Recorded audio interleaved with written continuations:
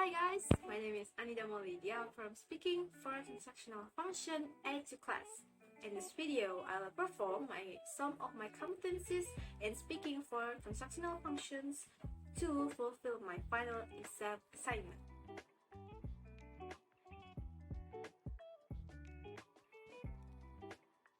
First, I want to tell you about what is a transaction.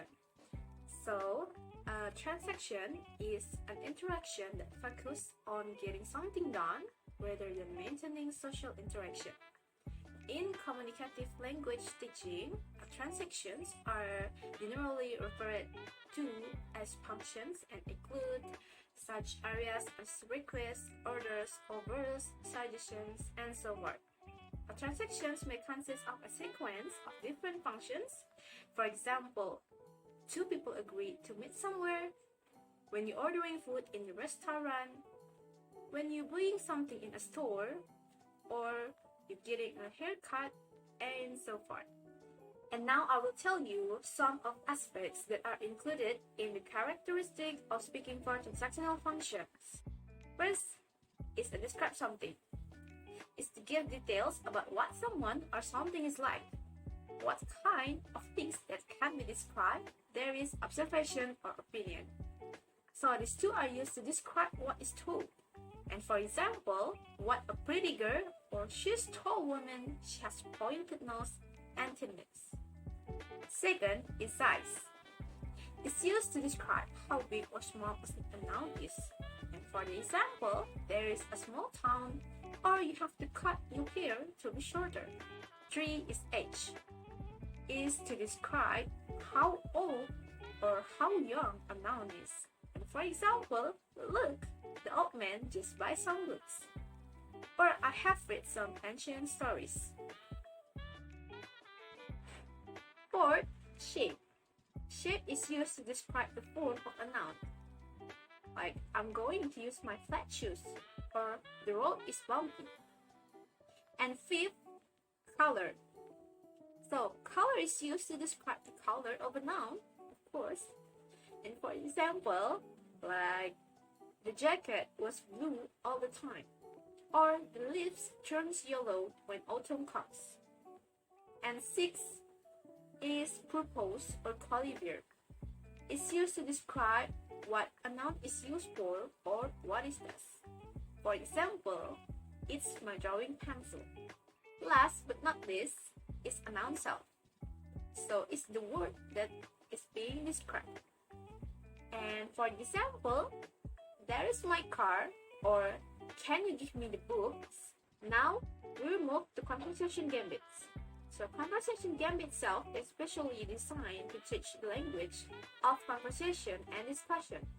Through their carefully choice of language, the author or the person predict the words and phrase. Students will be required to take part in the conversation activities effectively. I'm going to tell you the conversation gambits related to speaking for transactional function.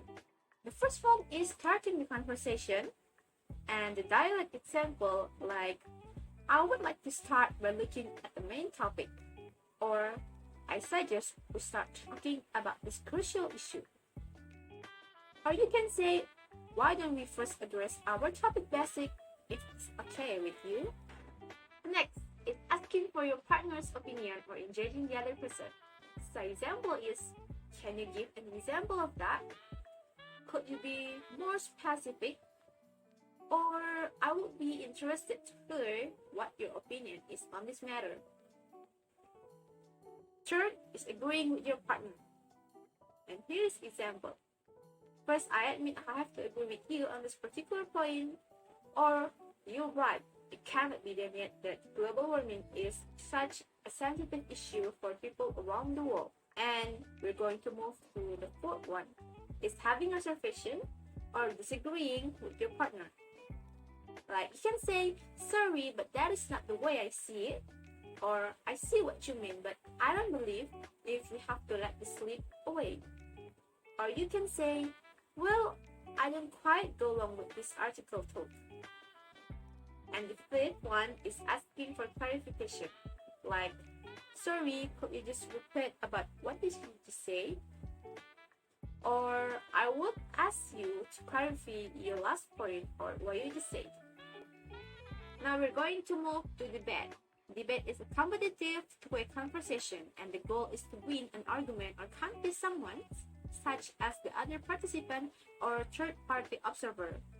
And the dialogue must be cooperative, two-way conversation, and the goal is for participants to exchange information and build relationship with one another.